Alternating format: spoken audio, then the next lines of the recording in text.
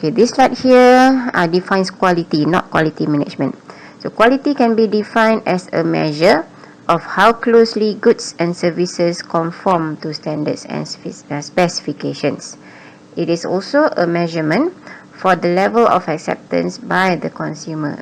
So quality ni adalah satu indikator yang menunjukkan bahawa produk yang kita keluarkan ataupun company keluarkan itu match dengan standard yang disediakan, yang ditetapkan. Okay, the word conform here, okay, this word conform here means match. It is not confirm, it is conform. So when the company wants to produce the product, the company will first set the standard to the product or specifications to the product. For example, you want to produce shirts. So before you start producing, you set a specification or some specifications or standards to the shirt. Okay, let's say for example, the shirt must use a cotton raw material. The shirt must have a round neck. The shirt must be having a long sleeve. So these are called as the specification and standards to the product that you want to produce. So when you produce the product and the product follows your specification that you set just now, the standards that you set just now, long sleeve, round neck and also cotton material, then the product has quality. Itu yang kita panggil conform tu. Produk yang kita keluarkan tu match dengan specification yang kita dah tetapkan sebelum pengeluaran. So that is called as quality. So the second definition here can also be used as quality, as a definition for quality, the level of acceptance by consumer. If the consumers or customers accept our product or have high level of acceptance of our product, then we can say that our product has quality. Okay, what is the level of acceptance of consumers towards KFC products? If the level of acceptance is high, then we can say that KFC products have high quality. Okay, so there are two ways to define quality. Okay, what are the importance of quality management? So why quality is very important to a company? First, because of quality will portray a good image of the company. So the company producing quality products and services, definitely they have a good perspective in the eyes of the customers. Customers will definitely think that the company is a good company. So that will portray a good image of the company in the eyes of the customers. Second, quality can be a competitive advantage. Competitive advantage here means that quality can be a weapon for the company to compete outside there with other companies. So company producing quality products and services, definitely they can compete with other companies which do not focus on quality. The third one is able to dominate the market. So by emphasizing on quality management, the company is able to dominate the market because of definitely these companies will be preferred by the customers to purchase the product. Okay, so the company is able to conquer the market compared to other companies which do not stress on quality management. The next importance is customers often value the price and the quality of the product and services they are paying for. So quality is also important in a way that customers, they always compare the price that they are paying for the product with the quality that they get from the product. So it is very important for the company to produce a quality product so that customers value the product that they are paying for is something as valuable, very valuable, meaning that worth it. They buy the product worth with the price that they have paid for. Next importance is by stressing and emphasizing on quality management, it is very important for the company to avoid lawsuit. Lawsuit here means saman. So companies focusing or emphasizing on quality management, definitely these companies produce quality products and services. When customers buy the product and services, they are happy. Customers will not have any complaints and will not file any legal action to the company. So legal action is the lawsuit lah, saman.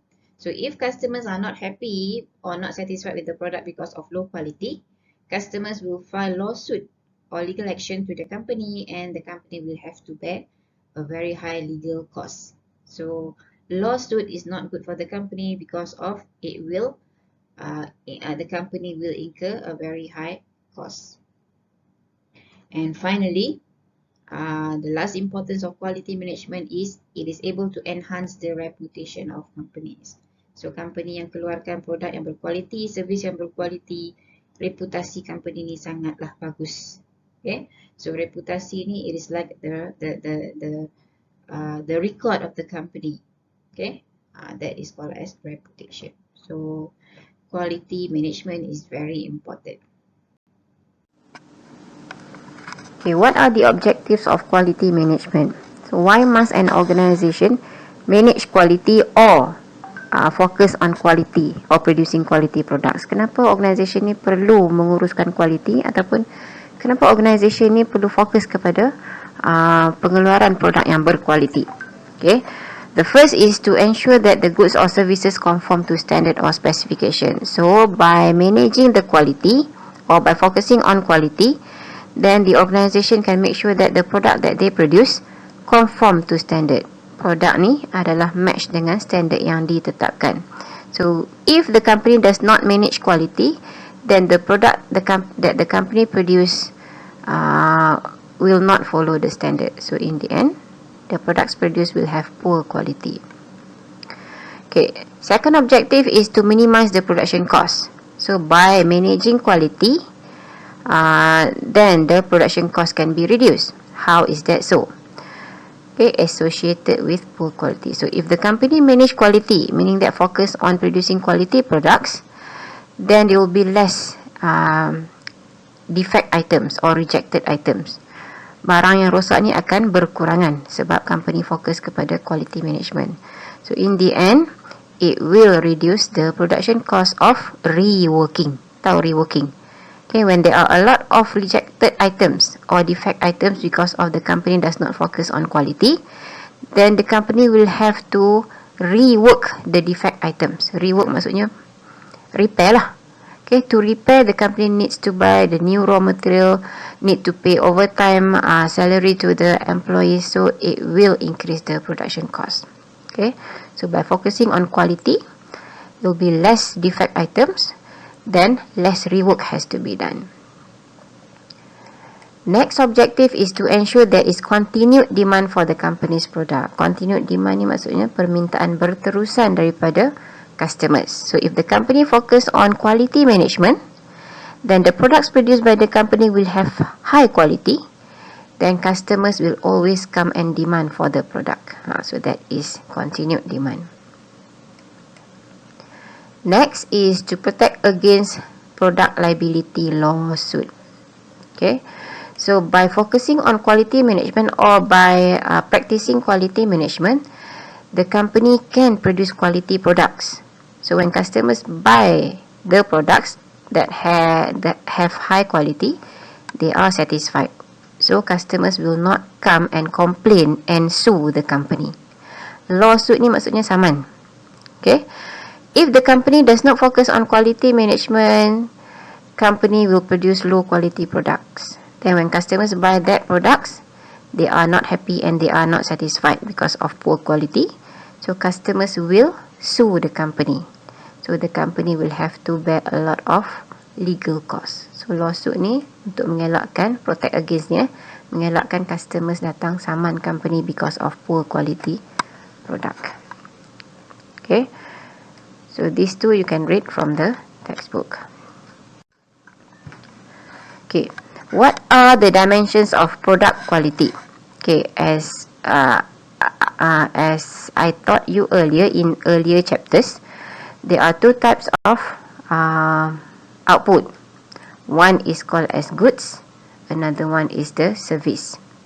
So when we come to this chapter with regards to quality, okay, we want to know how to measure the quality of goods as well as the quality of services, because these two have different nature, so there are different ways to measure the quality of these two types of outputs. So this slide here is actually showing you the dimensions of product quality. Product here refers to the goods kat sini. Okay. Okay, what are the criteria? Dimensions means criteria to determine the quality of a product or of goods. First is performance.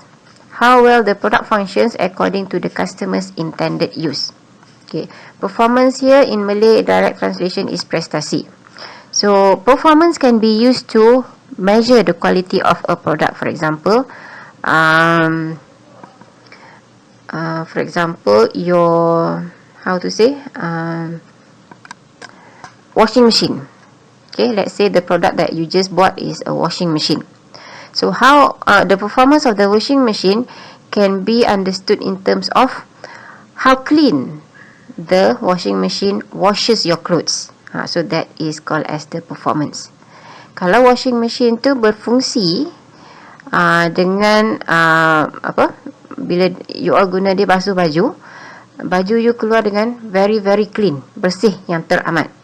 So we can say that the performance of the washing machine is very good and the washing machine has high quality compared to another washing machine that has low performance. When you use that washing machine, it doesn't really clean your clothes very well.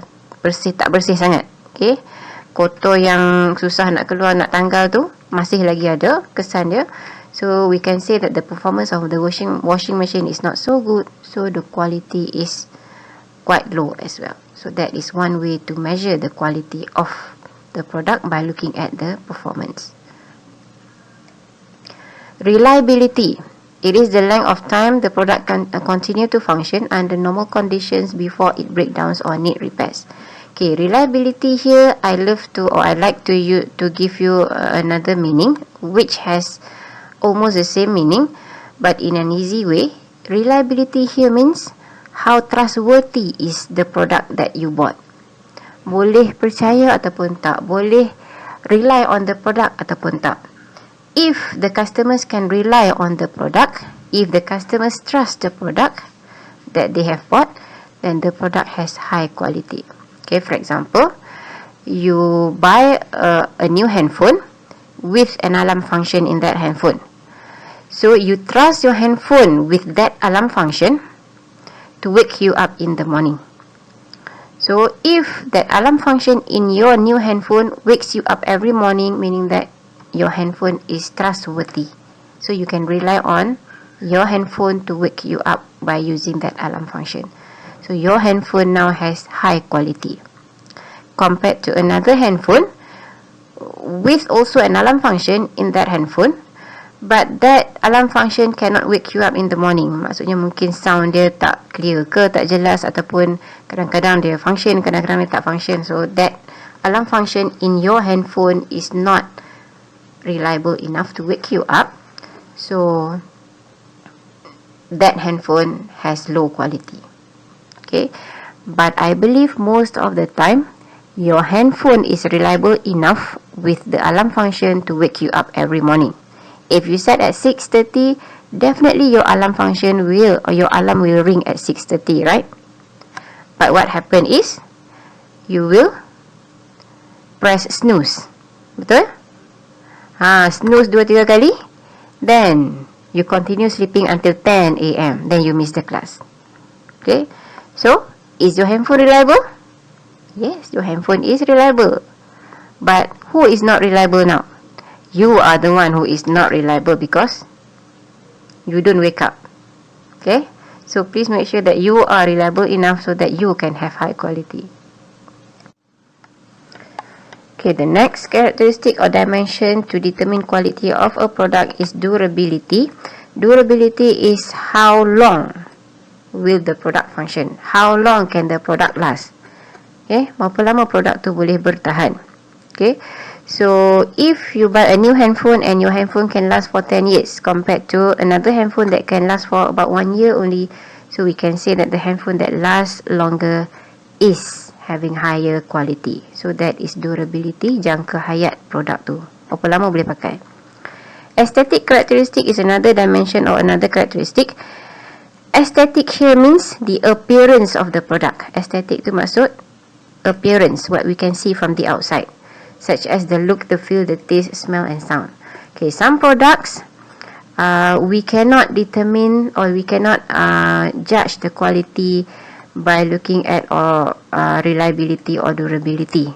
Okay, some products we rely on taste to determine the quality, such as food. Okay, by looking at the food, you cannot know the quality. Okay, you have to taste it, then you know whether the food has higher quality or not. The smell here applies to perfumes. Okay, one of the examples is perfume.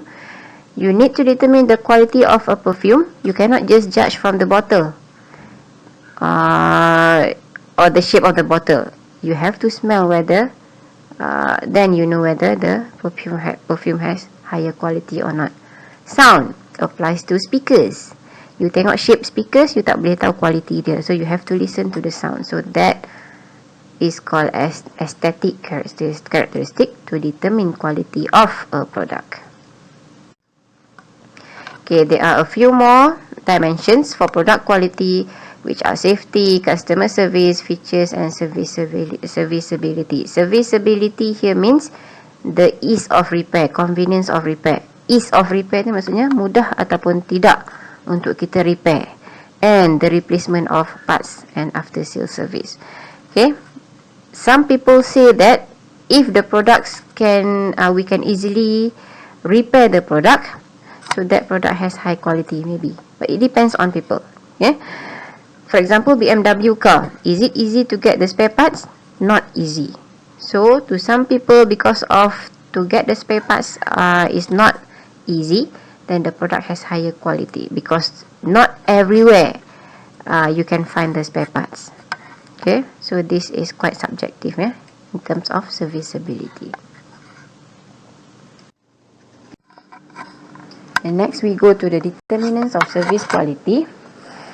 Determinants here has the same meaning as the dimensions in product quality just now.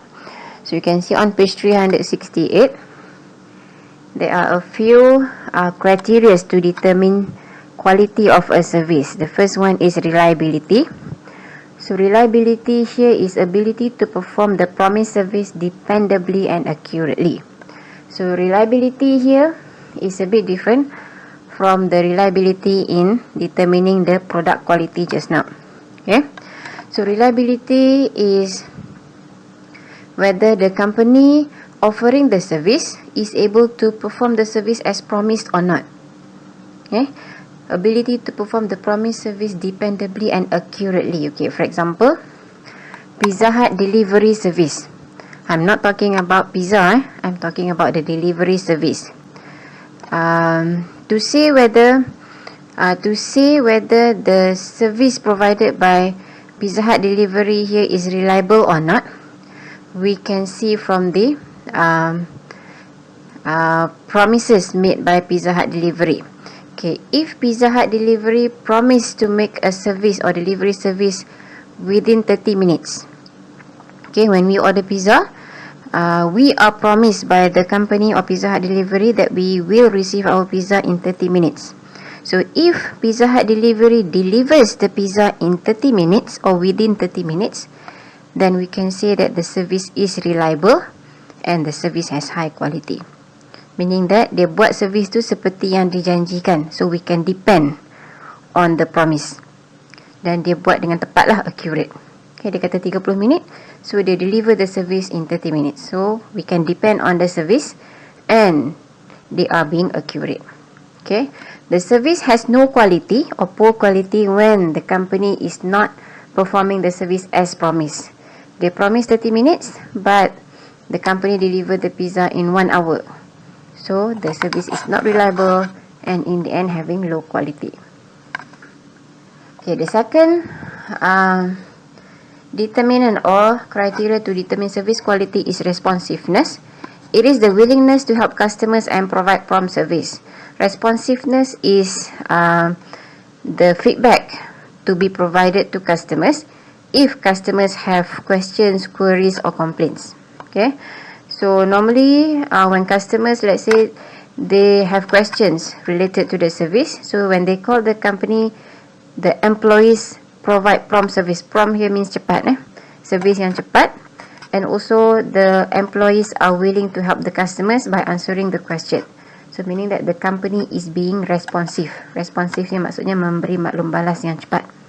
So the service has high quality. Okay, for example, your company is offering a service, then you allow customers to email you to ask questions or to provide complaints and whatsoever. So when the customers email to you, you reply immediately to the email from customers. So your company is being responsive, then your service has high quality. Katalah customers email kepada you 3-4 bulan baru nak reply ataupun tak reply langsung. So your company is not being responsive.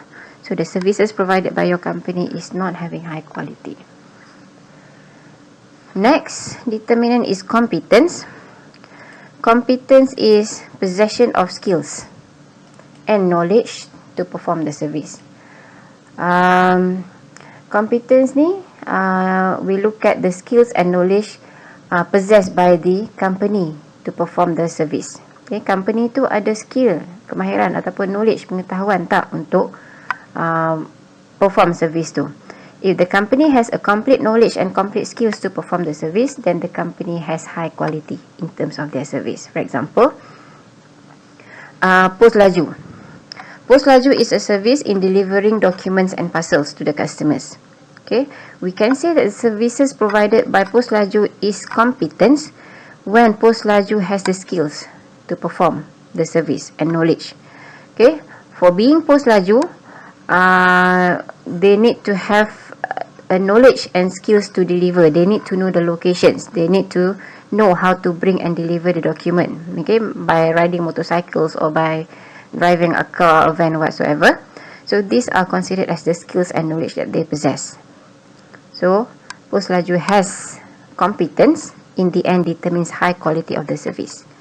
Katalah you ni, you come out ataupun you form one courier company to deliver parcels to your customers. So that is your service, courier service.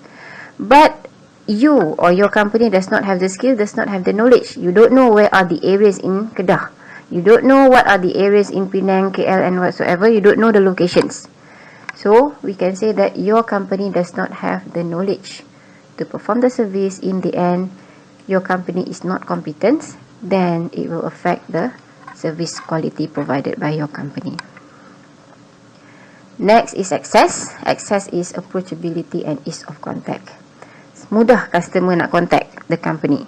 If I want a company to come and clean my office, so I can easily contact the service, the cleaning service company, because I have the phone number, and I can also approach the company because I can see and I know where the location of the company is.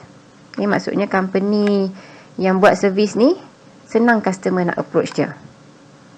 That is called as access. So that also determines quality. Katalah you form one service company, cleaning service company, tapi you buat dalam hutan company you.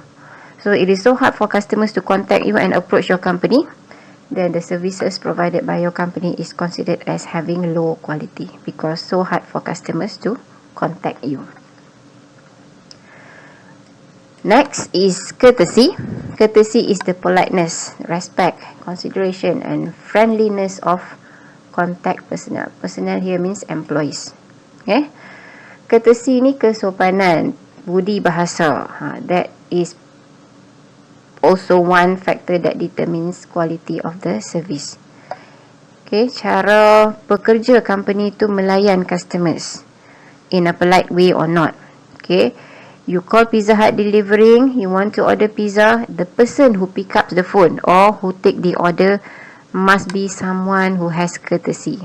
Maksudnya layan dengan cara polite, respect and also very friendly to the customers. So if the workers, personnel here means workers, are cautious or being polite, then the service quality provided by the company is high. Tapi kalau you call Pizza Hut company, you are being shouted by the worker. Nak apa? Orang busy ni. That is called as the service does not have quality. Okay, there are a lot more determinants. This one you can go and read from the textbook. Okay, banyak lagi determinants. So please read. Okay, now we go to inspection.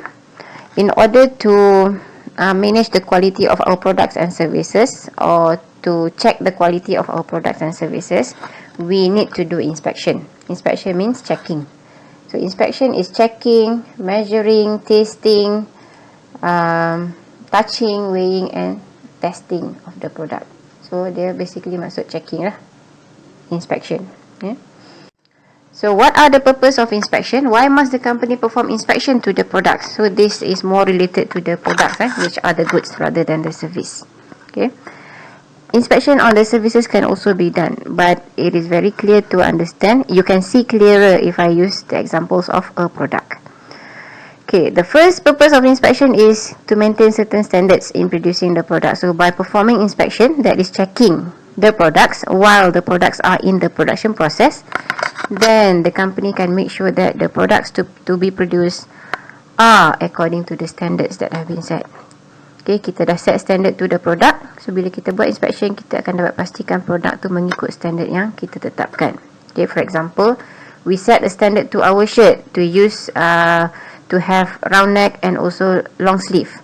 So when we do inspection in the production process, we can see, we can make sure that the products are according to the standard, that is long sleeve and also having round neck. Second is to meet customer specifications. Okay, when customers come and order for the products, let's say this is more related to the customized product, where customers come and order from the company. So if the company perform inspection, then the company can make sure that the products to be produced are according to the customers requirement. Okay, katalah customer tu datang order dengan company you. Okay, I want to print a magazine in your company, from your company. I want your company to print a magazine for me.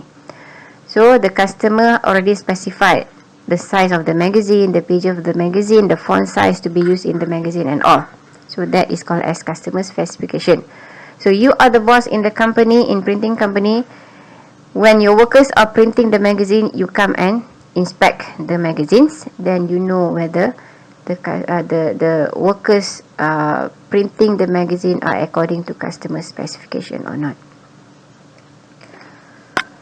Okay, to find defective products, defective here means rejected item. So doing inspection, we can find whether the products are rejected or not.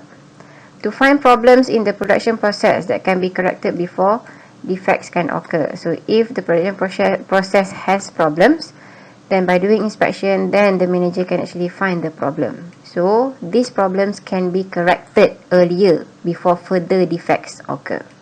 Kalau tak buat inspection, then the manager cannot find the problem, then defects will occur in future. Okay, some industries use inspection to grade products. Okay, ni nak grade product, tengok grade A, grade B, high quality or low quality. By using inspection, that is the purpose as well. 100% inspection first. 100% inspection is inspect each unit of product that is produced. Each unit meaning that all the units that are produced. If the company produced 10,000 units in one batch, 10,000 unit, and the company wants to apply 100% inspection, meaning that the company has to inspect and check all these 10,000 units of the production batch. Okay, so when to use 100% inspection? Is 100% inspection good? Yes, it is very good, because the company check each and every unit of the product produced. But not in all situations 100% inspection is suitable. Okay, it depends on situation. So bilakah 100% inspection ni sesuai digunakan? The first situation is when the cost of inspection is cheaper than the defective cost. Okay, 100% inspection ni lebih sesuai digunakan bila mana kos nak buat inspection ni lebih murah daripada nak prepare for the rejected items. Okay, I choose a few.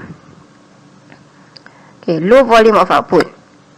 Okay, 100% inspection is appropriate to be used when the company produce low volume of output. Kalau company tu keluarkan produk dalam kuantiti yang sedikit, then it is possible to use 100% inspection. For example, in one day the company produce 500 units, so bolehlah buat 100% inspection because it involves only little quantity. Okay, another situation that 100% inspection can be used is when testings are not destructive. Testing ni maksudnya ujian, test on the product will not destroy the product. So 100% inspection ni boleh diguna bila mana kita nak buat inspection tu dengan test. Okay, when we want to perform the inspection, we need to test the product, so that is called the inspection. So when we test the product, it will not destroy the product, that 100% inspection can be used. Okay, tengok macam ni If let's say the company wants to apply 100% inspection and the company produce 500 units. So if you apply 100% inspection, meaning that you have to test all these 500 products, right? So when you test, it will not destroy the product, then you can use 100% inspection because that 500 units of product are still there. But if testings will destroy, testing are destructive. Okay, bila you nak test produk tu, it will destroy the product, then you cannot use 100% inspection. Kenapa? Tiap kali kita inspect, barang tu destroy. Lagi sekali inspect, destroy. So when we check 100% on the items, 500 items, how many items will destroy? Semua lah kan? Then there is nothing to be sold. So 100% inspection can only be used if testing is not destroying the product. Okay, another type of inspection is sampling inspection. By the word sampling, meaning that we check only the sample. Inspection of only a few products, which represent a sample of the total number of product produced. Okay, sampling inspection is actually is an inspection done on a few products or a small batch of a product, and the result of the inspection on these few products will represent the whole number of product. Let's say you produce 10,000 units of the product and you take 100 as a sample and you inspect only on this 100. So this is called a sampling inspection, and the result of this inspection on 100 here will be actually the result on this 10,000. So result inspection on 100 ni mewakili result keseluruhan products produced. Okay, I choose a few points only when sampling inspection is used. Bila masa yang sesuai untuk guna sampling inspection? When there is a high volume of output, when the company produce a lot, like 10,000 units, 50,000 units a day, then it is impossible to check each and every item. Then the company can just pick samples that represent the whole items produced. When destructive testing is involved, okay, bila mana testing tu akan merosakkan produk, then sampling inspection can be used. Okay, let's say your company produce 10,000 units and your company decides to use 100 units as the sample. So you check only the sample, and these samples will destroy once you test them. Test tu adalah satu kaedah dalam nak buat inspection. Then in the end you are left with 900 units. So sampling ni boleh dibuat bila kita ambil sampel ni, kita check sampel ni akan destroy, akan rosak dan tak boleh pakai lagi dah.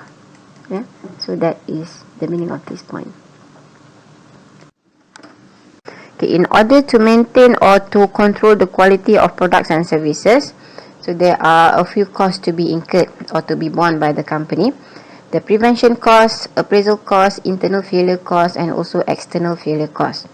Okay, as listed or as stated here, cost number 1 and number 2 are the cost to maintain and control quality. Cost number 3 and 4 are costs resulting from failure to control quality. So don't worry about this. So let's see the meaning of each and every type of quality cost here.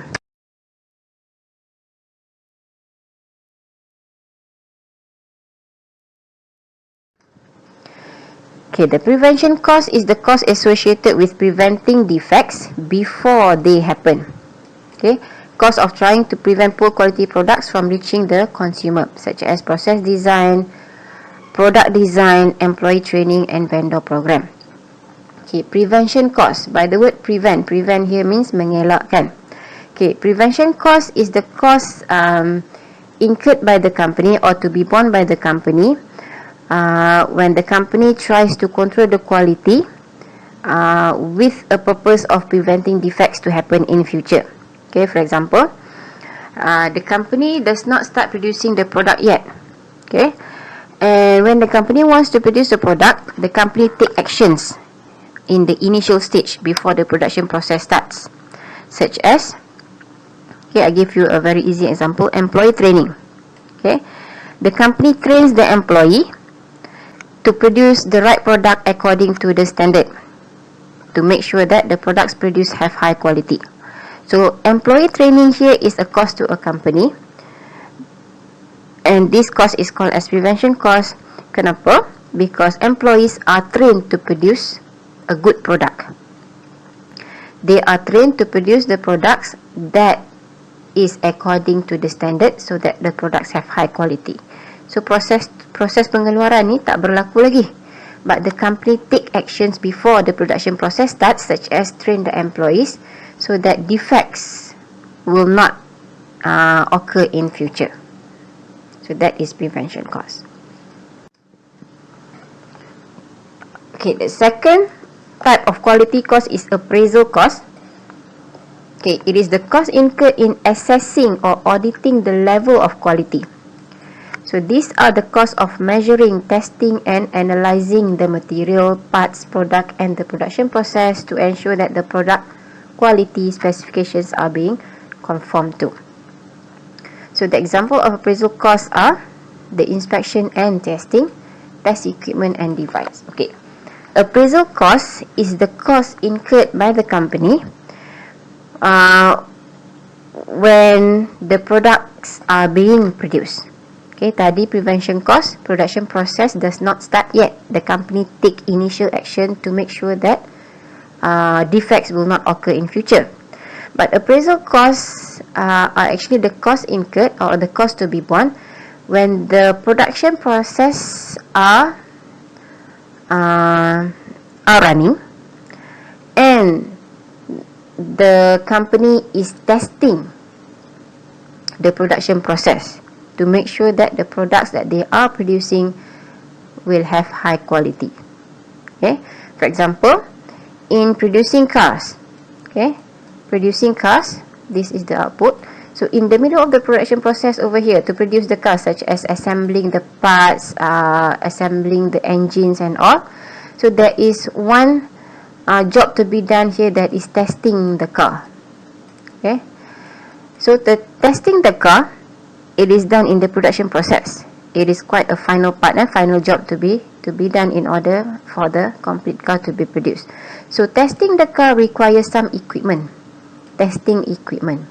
So the company needs to buy this testing equipment, so that is called as the appraisal cost.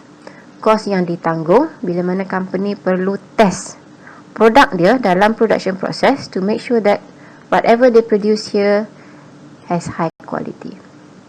So all these equipments and the testing machines require cost or require money, so that is the appraisal cost. Okay, the next one is internal failure cost. It is cost incurred for correcting and reworking on products or services due to defects incurred during the production process. Okay, internal failure cost is also the cost incurred in the production process. Di sini sama dengan appraisal cost tadi, but the appraisal cost is the cost more on the testing equipment and testing machines. Internal failure costs are actually the cost incurred in the production process where defects occur in the production process. Defects here means rejected items. Okay, dah ada rejected items here and the company needs to rework. Rework here means repair. To repair, the company needs to buy some extra raw materials to pay overtime for the employees. So that is called as the internal failure cost. Kenapa dipanggil internal? It is because of the cost or the problem still inside the company. Masalah defects ni masih berada dalam company and the products are not sold to the customers yet. Okay, so the examples are the reward cost. Okay, and lastly is the external failure cost. External failure costs are costs incurred after the customers has received poor quality product. The example, customer complaint cost, product return cost, warranty claim, and also lawsuit. Okay, a very easy example is this lawsuit. External failure costs are also considered as quality cost because of these costs are actually the cost associated with poor quality products. The company has already produced the product. Kat sini output has been produced, and these outputs have low quality. And this product has been sold to customers. Customers dah beli produk ni, and customers are not happy and not satisfied. So customers come and complain. Customers sue the company. That is lawsuit. So when the customers sue the company will have to bear all the legal costs. Maybe the company will have to pay some amount of money to the customers. Okay, so normally when customers sue the company, it involves a large amount of money. Boleh jadi 1 million, 2 million, and it involves a lot of money. So why is it called as external failure? External here means when the products are already outside our company, which have been sold to the customers. So out of these 4 types of quality costs, the company must try to avoid this cost, external failure cost, because it involves a huge amount of money.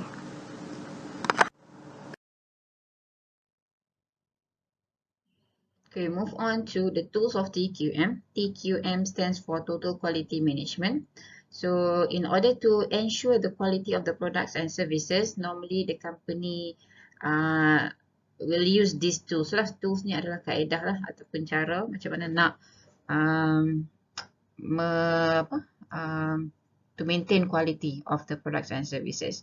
So with regards to our syllabus MGT 345, we are going to not to focus. There are only 7 tools covered here. Actually, in reality, there are a lot more tools used by the companies out there.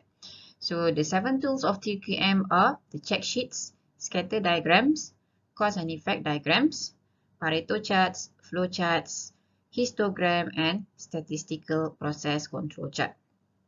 And we are going to only focus on the last tool, that is statistical process control chart, for the calculation part.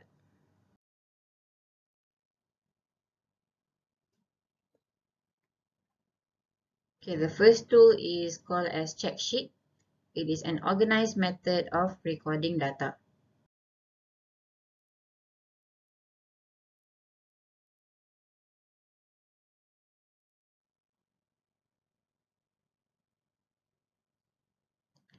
Next is a scatter diagram. It is a graph of the value of one variable versus another variable. So in this example, it shows absenteeism and productivity are the 2 variables used in the scatter diagram.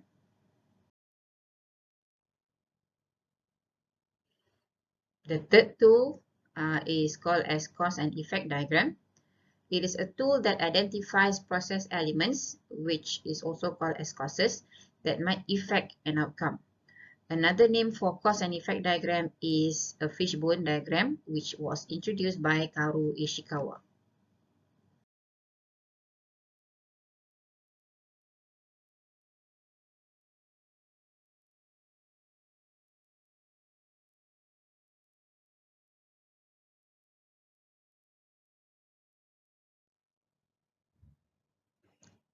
Next is Pareto chart.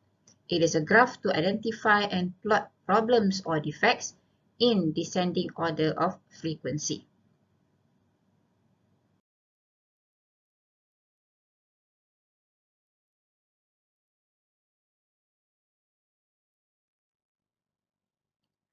Tool number 5 is a flow chart or a process diagram. It is a chart that describes the steps in a process. Okay, we always use this flow chart.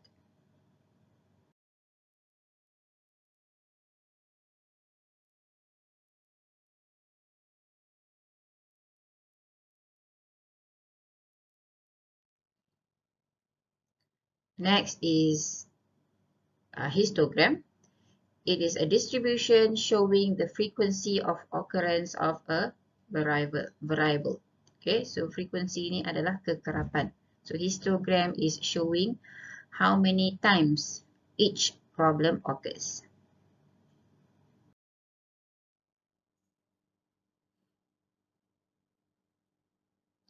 And the last tool of TQM here is called as statistical process control chart, or we normally call it as a control chart. It is a chart with time on the horizontal axis to plot values of a statistic. So for our calculation purpose, we are going to apply and use this control chart, and I'll teach you how to construct this control chart. Okay, when we talk about a control chart, so a control chart here can actually determine a chance cost and an assigned cost that leads to poor quality products and services. Okay, control chart ni kita from control chart we are able to identify what are the causes to the poor quality or the trend in quality. First is called as chance cost, and another one is called as assigned cost. Penyebab, cost ni penyebab. Chance cost is actually the causes which are predictable. Okay, penyebab kepada poor quality yang mana kita boleh agak benda tu akan berlaku. Such as due to worn parts in an old machine. Okay, when we use a machine for quite some time, for a longer time, then we can actually predict that the machine will be worn out. Maksudnya machine tu akan rosak. So we are able to predict the machine cannot function very well after 5 years. So that is called as a chance cost which lead to poor quality products produced. Whereas the assigned cost is actually the cost which is the causes which are unpredictable. Faktor-faktor ataupun penyebab-penyebab pada poor quality tu yang kita tak dapat agak. Okay? It is unpredictable, such as the equipment need adjustment. We don't know when the equipment need adjustment. It suddenly happens. Okay? Human factors such as carelessness. Okay? Dia tak berlaku, tak ada dalam sejarah, and it suddenly happens. So that is called as assigned cost. So from control chart, we are able to determine these two types of causes. So this is how a complete control chart looks like. Okay, so you are required to learn how to come up and construct this kind of control chart and to understand each and every item related to constructing this control chart.